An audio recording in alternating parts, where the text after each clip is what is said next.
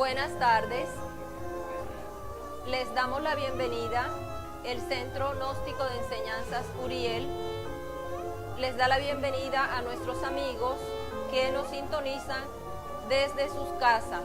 Les damos las gracias por permitirnos llegar con este mensaje hasta sus hogares. Dentro de las enseñanzas en estos estudios, para muchos se olvida una parte muy importante que tiene que ver precisamente con esa parte del desarrollo espiritual, y es la oración. Sé que muchos presentes pueden tener experiencias, testimonios de lo que significa en sus vidas el poder de la oración. Al igual que sé que aquellos que están desde sus hogares compartiendo, recibiendo este mensaje, pueden experimentar un cambio significativo en sus vidas e incluso pueden dar ejemplos de este poder de la oración en sus vidas.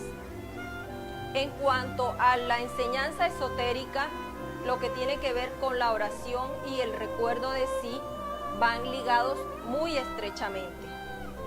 No se puede separar el uno del otro. El recuerdo de sí implica oración, y para orar se necesita estar en un estado de recuerdo de sí.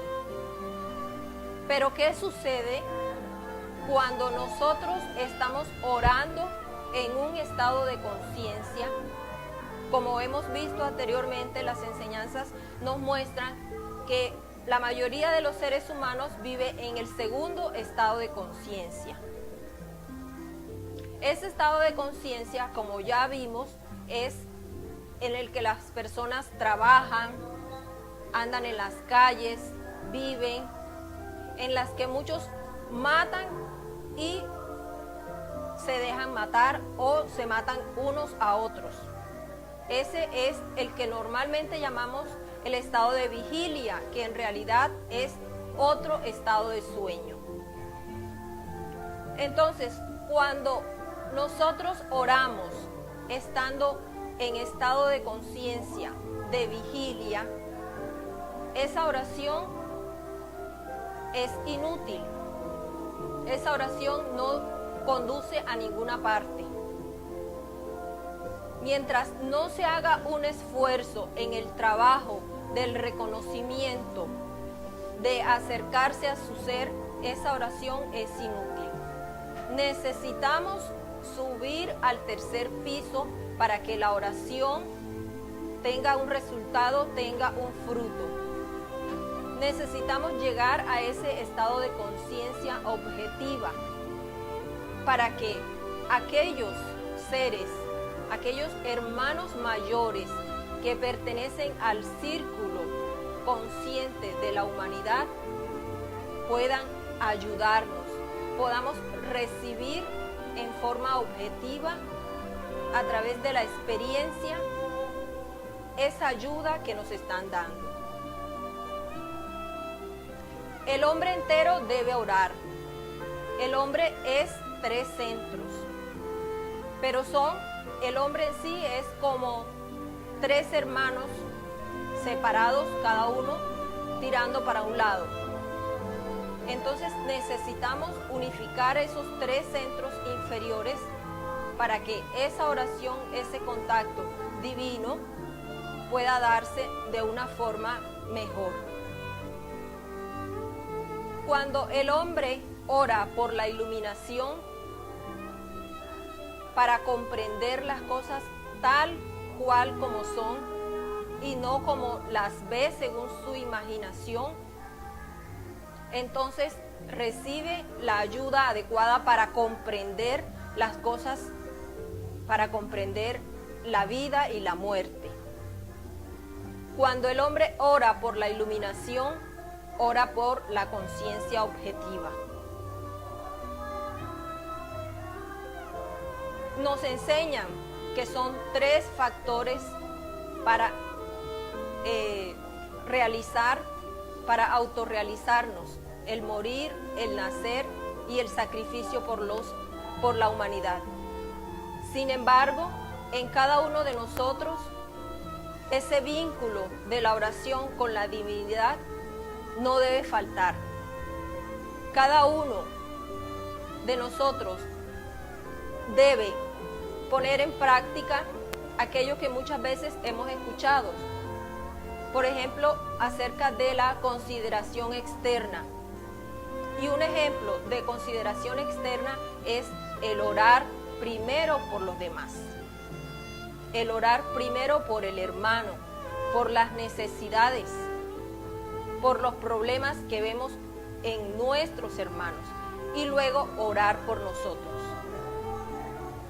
Casi siempre entonces estamos empeñados en hacer una oración para dirigirnos al Padre, para dirigirnos a la divinidad. Padre, dame, Padre, yo te pido, Padre, necesito, porque estamos siempre allí en el yo, en el yo, pensando única y exclusivamente en nosotros. Pero cuando ya ponemos en práctica y conocemos esos principios acerca de la consideración externa, es el mecanismo a través de la oración para hacer además lo que nos corresponde y ponernos en el nivel de poder recibir la ayuda. Porque recordemos que uno de los grandes principios divinos nos dice que debemos hacerle al hermano lo que a nosotros nos gustaría que nos hiciera. Entonces, a través de la oración, podemos colocarnos en el nivel adecuado para que esa ayuda también se nos repercuta hacia nosotros. Decíamos que en la Gnosis se conocen los 3 principios a través de los cuales vamos a autorrealizarnos: el morir, el nacer y el sacrificio por la humanidad. En el día de hoy vamos a enfocarnos hacia ese morir, hacia esa libertad psicológica hacia la cual todos debemos enfocarnos. Si nosotros dependemos psicológicamente de las circunstancias externas, entonces estamos esclavizados. Para ser libres necesitamos disolver. Quizás les suene un poco paradójico. Es como cuando ustedes van a un banco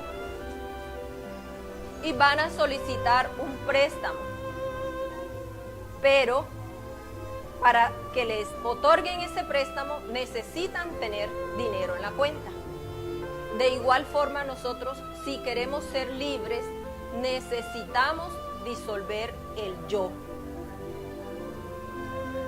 ¿Cuáles circunstancias nos muestran a nosotros que no somos libres y que somos esclavos de los demás? Dependemos de lo que los demás piensen, sientan y hagan. Mientras no seamos libres de ese actuar de los demás, no podremos disolver el yo. Muchos que están en estos estudios y trabajan para disolver el yo, entonces acciones a su alrededor sean magníficas. Aquellos que son furiosos, iracundos, corajudos, quieren que todos a su alrededor se comporten de acuerdo a su necesidad para que no le hagan coger rabia. El esposo quiere que la esposa sea casta, primero para él, luego practicar y eliminar su lujuria. Aquellos que son borrachos, que les gusta el alcohol, cuando el amigo les ofrece la copa, por temor a que el amigo se enoje, entonces aceptan consumir alcohol, o temerosos del qué dirán. Esa esclavitud psicológica a la cual nosotros estamos sometidos nos impide eliminar los defectos, nos impide eliminar el yo. A esa esclavitud psicológica, nosotros estando atentos, viendo que el gimnasio que tenemos es el adecuado, es el ideal para autoobservarnos, si estamos atentos, qué impulsos interiores, qué deseos, qué pensamientos se nos presentan, tendremos que alegrarnos y dar las gracias porque estamos realmente conociendo tal como somos de verdad y no como creemos que somos.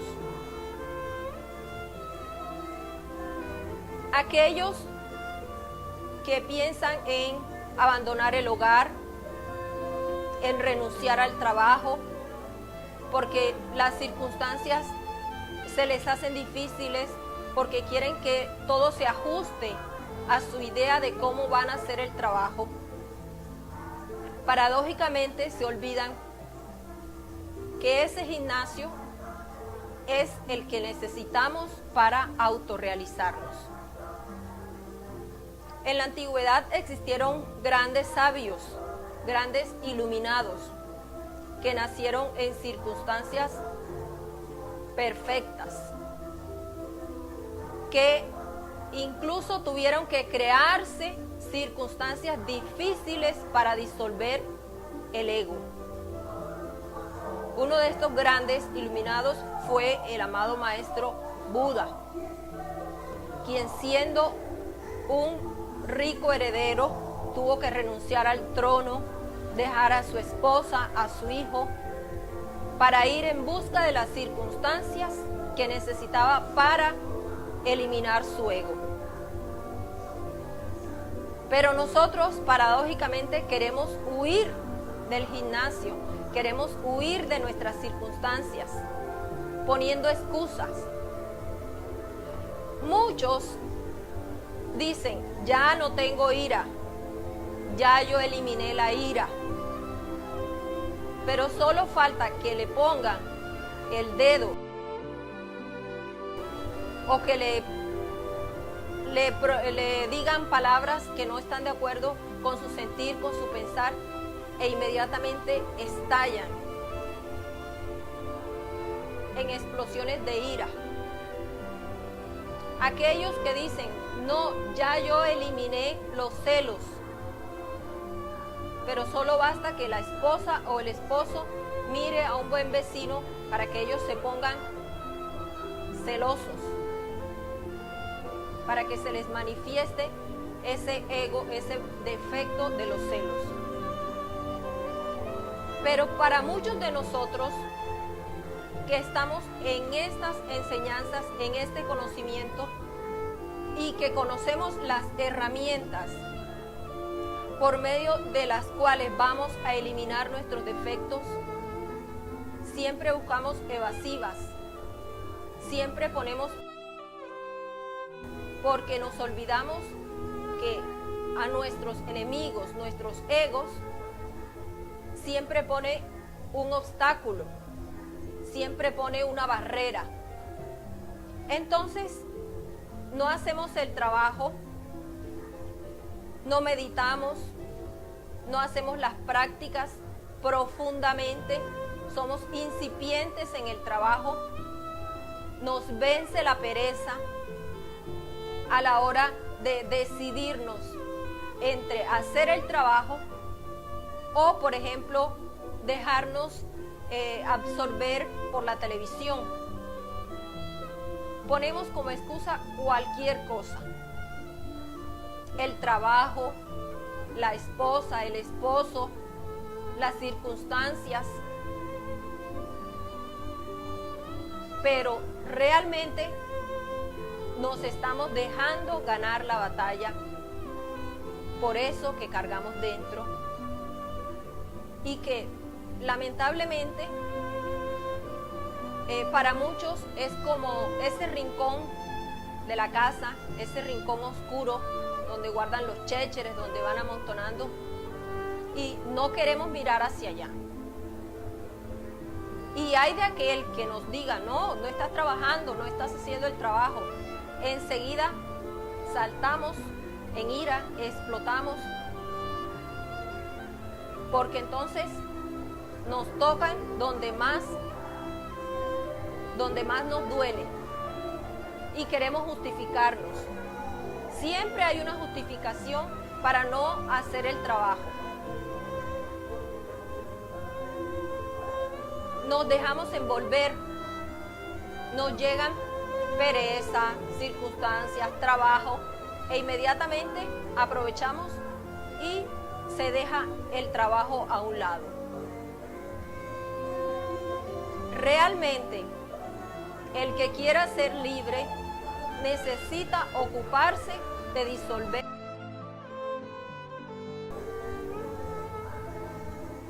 las técnicas, los procesos para los cuales llevar a cabo el proceso de la eliminación de nuestros agregados.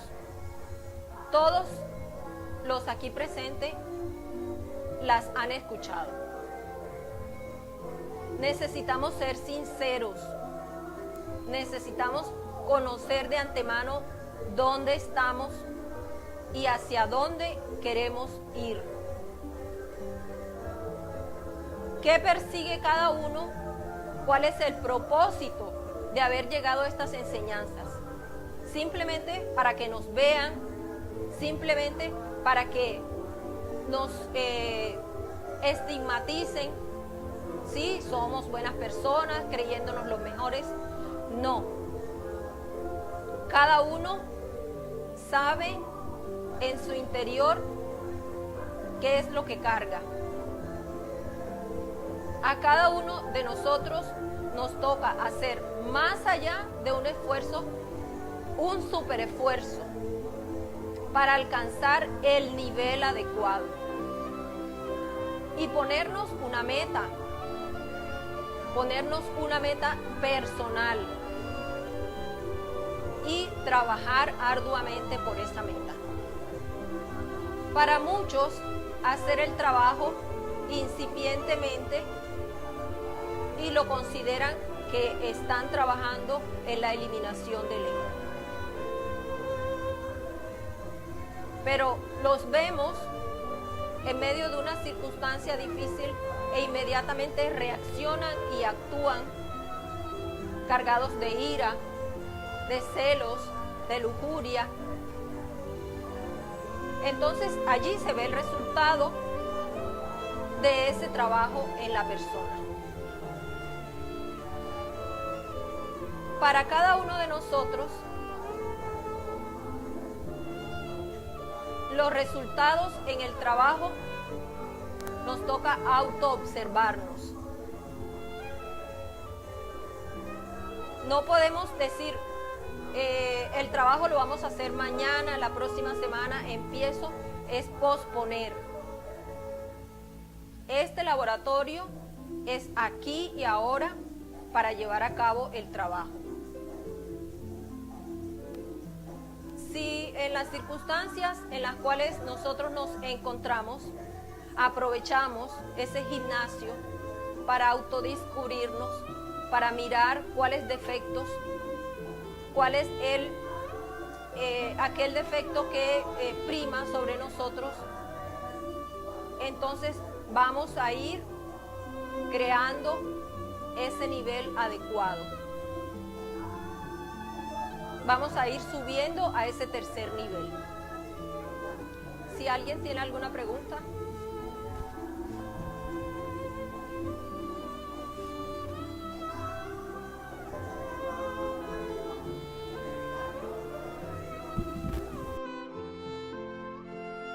Samael afirma que hay el factor trabajo y el factor vida.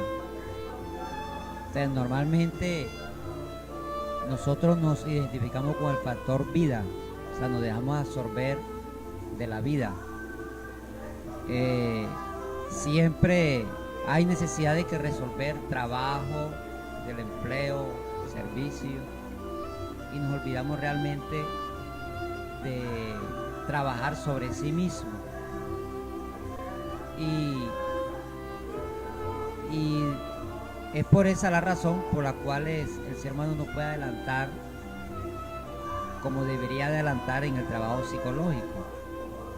Entonces, a esas personas que andan identificadas, y como usted lo acaba de decir, que siempre busca una justificación para no realizar el trabajo porque no es tan fácil luchar contra uno mismo, pues, ¿qué le podemos decir? ¿De qué manera nosotros podemos comprender la necesidad de saber equilibrar tanto el factor trabajo como el factor vida? Bueno, como lo decía, equilibrio. No se trata de que ahora vamos a abandonar el trabajo, vamos a faltar a nuestros deberes, a nuestros compromisos. La gnosis se vive en los hechos y ese es el gimnasio que cada uno necesita. Sin embargo, a cada uno de nosotros nos toca en diferentes niveles. A unos les toca un poco más apretado, pero si estamos seguros y miramos a nuestros hermanos, a los que nos rodean, quizás tienen las circunstancias un poco más difíciles que las que nos toca a nosotros. Y la divinidad se encarga de todo, de aparejar las circunstancias. Y si estamos en este conocimiento, en esta enseñanza, es porque tenemos la capacidad de equilibrar ese factor vida con ese compromiso, con el trabajo. Y la gnosis nos enseña que el trabajo tiene varios aspectos en relación con la relación con los demás y conmigo mismo. A medida que la persona va trabajando y va haciendo el esfuerzo, aquellas circunstancias que en un principio le impedían hacer el trabajo, ellas se irán aparejando. La divinidad se encarga de cuadrar las cosas de tal forma que la fuerza recibe la ayuda de la divinidad para que continúe haciendo el trabajo y continúe en la misma línea. Entonces, ¿qué nos toca a nosotros? ¿Qué nos corresponde? Hacer, obrar, dar el primer paso, actuar. Si nos quedamos de brazos cruzados y decimos, no lo puedo hacer porque el trabajo, el tiempo, las circunstancias, allí permanecemos. ¿Y qué ayuda podemos recibir? ¿En qué nivel nos podemos colocar para que la divinidad pueda enviar su ayuda? Ninguna. Porque la palabra dice, aquel que da, recibe. Y aquel que no da, aún lo que no tiene le será quitado. Entonces, a medida que nosotros vamos trabajando, vamos eliminando y vamos en el proceso, pues también nosotros nos colocaremos en el nivel de ser ayuda para otros. Y tenemos que pensar ante todo en aquellos que vienen detrás de nosotros, aquellos que son nuestra carne, nuestra sangre, aquellos que más nos duelen. Entonces, siendo el ejemplo para ellos, trayéndolos por este camino, tendrán una oportunidad en la vida para ver las cosas diferentes, para resolver los conflictos que se le presentarán de una forma diferente. ¿Alguna otra pregunta?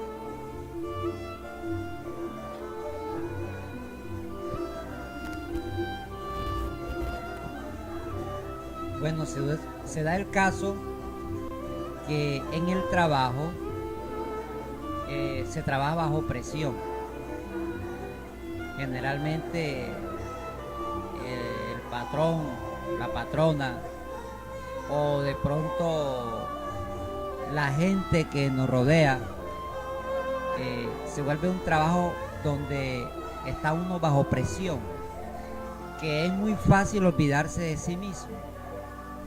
Es más fácil uno entregarse al factor vida, identificarse con todas las cosas porque te insultan, te preguntan, te presionan.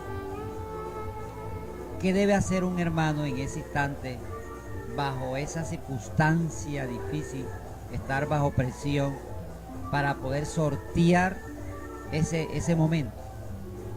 Bien, ante todo, cada uno está en el lugar, en la familia, en el sitio, en el trabajo que le corresponde.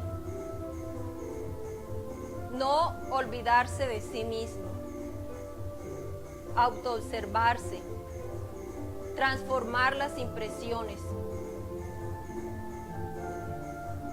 Muchos empleados temen a sus patrones, temen que les bote, que les rebaje el sueldo, que les rebaje las horas de trabajo.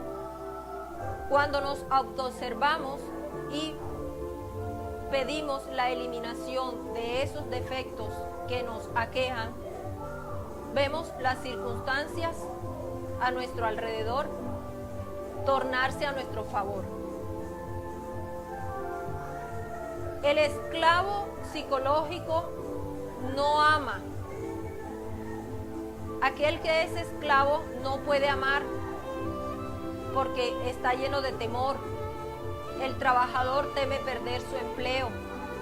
El esposo teme que la esposa se le niegue sexualmente, o teme que se vuelva su carácter hosco, que no lo trate bien. La esposa teme que el esposo la deje por otra mujer. Esa esclavitud psicológica a la cual estamos sometidas no nos deja realmente conocer el amor. Nos impide realizarnos. Además, en ciertas circunstancias como las que decía, reaccionamos con ira, con violencia, con celos, con avaricia, con envidia. Entonces, en una circunstancia difícil, afloran todos esos defectos, pero mediante la autoobservación, mediante el trabajo sobre uno mismo, el conocimiento de su ser, entonces, en vez de ira y violencia, podemos reaccionar bendiciendo a aquel que nos ofende. Con las herramientas adecuadas, podemos ver que en ciertas circunstancias podemos transformar una impresión de lujuria y ver que todo el proceso del ser humano, a todos nos igualan en la tumba, en el cementerio. Hasta allí quedamos todos igualados. No vale si es rico, si es pobre, si es el jefe, si es el empleado, si nació en cuna de oro. Todos somos igualados allí. Si es joven, si es hermoso, si es feo, si es gordo y chiquito, a todos nos igualan en el cementerio. Entonces, es mediante la autoobservación como podemos ver nuestros impulsos, nuestros deseos, pensamientos, nuestros defectos, cómo afloran en determinadas circunstancias, y con el procedimiento y aplicando las herramientas adecuadas, las técnicas, podemos dar paso a un nivel diferente de conciencia.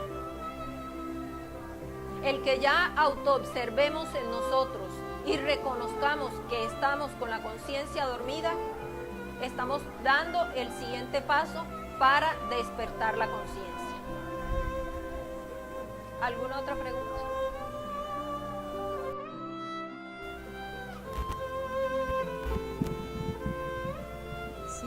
Si es posible que a través de la oración un pueblo puede cambiar. Bueno, ante todo, nosotros no conocemos el poder que radica en cada uno de nosotros. No conocemos nuestro ser interno, la capacidad y el poder cuando recurrimos a un mecanismo como es la oración en conjunto. Grandes cosas pueden suceder. Científicamente se ha comprobado que un grupo de personas orando unidas en una localidad donde hay violencia, se ha comprobado científicamente que los niveles de violencia en ese lugar pueden bajar. Ahora, nosotros, aplicando el poder de la oración al trabajo sobre sí mismo, al conocimiento de su ser, también tenemos la capacidad de transformar el núcleo que nos rodea. Pero recuerden que debemos orar en equilibrio con los tres centros. Los tres centros deben estar unidos para acceder a esa ayuda divina que nos pueden enviar a través de la oración. ¿Alguien tiene otra pregunta?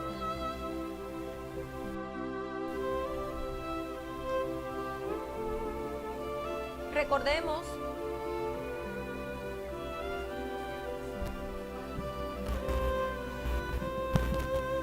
¿cuáles son esos tres centros? Bueno, esos tres centros son el centro intelectual, el centro emocional, el centro instintivo, motor y sexual. ¿Ya? El centro instintivo, motor y sexual lo tomamos como un solo centro, ¿ya? En equilibrio. De tal forma decimos que todos los 5 centros inferiores de la máquina humana están en equilibrio. Y nosotros sabemos por experiencia que si permitimos que la mente intervenga, la mente tiene la capacidad de desequilibrar todos los otros centros. Se dice que, por ejemplo, en la India, cuando quieren domar a un elefante salvaje, le colocan 2 elefantes a su lado. Lo amarran y le colocan 2 elefantes para poderlos domar. En la misma forma, nosotros tenemos que trabajar primero sobre el centro intelectual, porque es el que puede desequilibrar toda la máquina humana, principalmente la mente.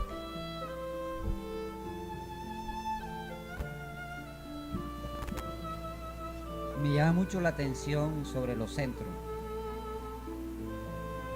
pero ¿qué tiene que ver la parte emocional o centro emocional con la oración? De acuerdo a lo que usted acaba de decir, el centro intelectual, obviamente nosotros utilizamos el intelecto para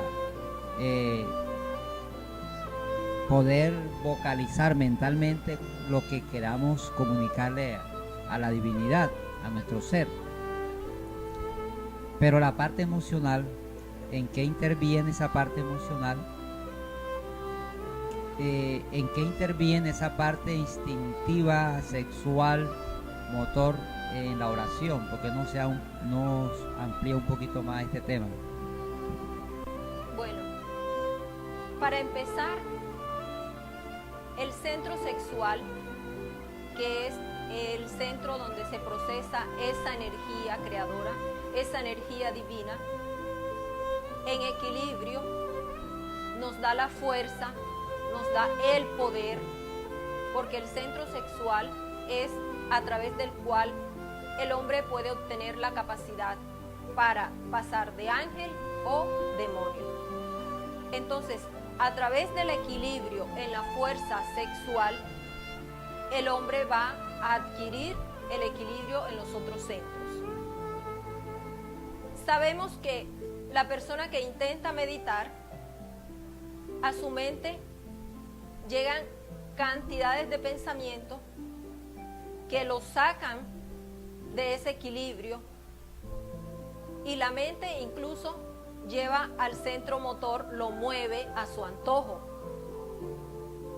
Cuando estamos en la práctica, en el equilibrio, en el reconocer la mente a qué nos lleva, qué quiere, a qué nos mueve a hacer, y estamos trabajando con la fuerza sexual, es decir, estamos haciendo la práctica de la transmutación sexual, entonces es la fuerza, la energía, el poder que nos permite controlar esos otros centros.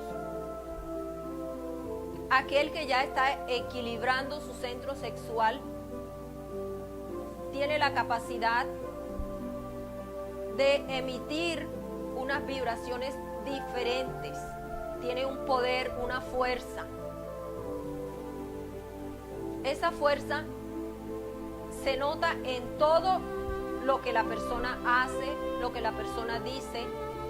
Entonces, ya esa fuerza sexual, allí equilibrada, ahorrada esa energía sexual, nos sirve para poder hacer un tipo de oración diferente. Y obviamente esa oración también nos ayuda para realizar el trabajo de la meditación. Entonces, es algo que está muy ligado estrechamente, la oración, el trabajo y la fuerza sexual, equilibrado en los centros de la máquina humana. Vemos entonces la importancia que tiene el gimnasio que nos rodea, las circunstancias. Damos gracias y nos alegramos cuando en ese gimnasio podamos descubrir un defecto, y nos lleva realmente a reconocer lo que somos y no como realmente creemos que somos. Entonces les invito a reconocer en sí mismos el trabajo, a poner en práctica la autoobservación, el recuerdo de sí, y teniendo en cuenta siempre la oración. Fíjate, con respecto a la oración, nos explicaste ahorita que no es tanto es pedir, ¿no? Porque normalmente nosotros siempre que oramos estamos pidiendo al Padre cosas materiales, cosas que... Lo interesante de la oración en sí consiste en que nosotros pidamos la fuerza, o sea, la fuerza, esa fuerza interior, que es la que nos da realmente el valor, ¿no? O mantenernos constante y estable en el trabajo psicológico, porque todos sabemos que tenemos debilidades, en cualquier momento perdemos esa fuerza y muchos a veces hasta declinamos, o sea, dejamos el trabajo, dejamos todo y volvemos a caer otra vez en la rutina de este mundo. Realmente la oración es una herramienta que nos ayuda a elevar nuestro espíritu, a unirnos con nuestro Padre, ¿ya? Y Él nos ayuda con su sabiduría, porque nuestro Padre nos habla y siempre nos está hablando, solo que allí estamos abriendo nuestros oídos internos y así podemos escuchar su voz, escuchar su aliento para mantenernos. Y el gimnasio hace parte de ese trabajo, porque muchas veces cuando estamos en dificultades, allí todos renegamos, todos tendemos a quebrantarnos, pero eso hace parte del valor. cuando nosotros pasamos esas pruebas, pasamos esos momentos, nos sentimos fortalecidos. Probablemente cualquiera que ha pasado esos momentos después siente un regocijo, ¿ya? Y alaba más a su padre y a su madre, ¿ya? Y eso le da mucho más fuerza. Gracias. Sí. Vemos entonces que si aquellos grandes sabios, aquellos iluminados, se hicieron circunstancias difíciles y nosotros tenemos actualmente en esta vida, en esta sociedad, tenemos todos los niveles y todos los procesos para desarrollarnos. ¿Y qué hacemos? Nos quejamos. De esa forma hacemos más difícil nuestra circunstancia. Porque ante todo nos olvidamos de nuestro ser. Y las circunstancias en las cuales estamos inmersos, fuimos nosotros mismos quienes las creamos. Y muchos, en la inconsciencia, en el sueño, culpamos a Dios. Son las circunstancias que escogimos, que pedimos y que necesitamos para transformarnos, para autorrealizarnos. Entonces, recordemos que por un principio básico, bendiciendo un aspecto, ese aspecto resalta. Cuando bendecimos el bien que contiene toda circunstancia, entonces aparejamos esas situaciones y vemos más allá del problema, más allá de la situación. Hasta aquí mis palabras y para todos, paz y bendición.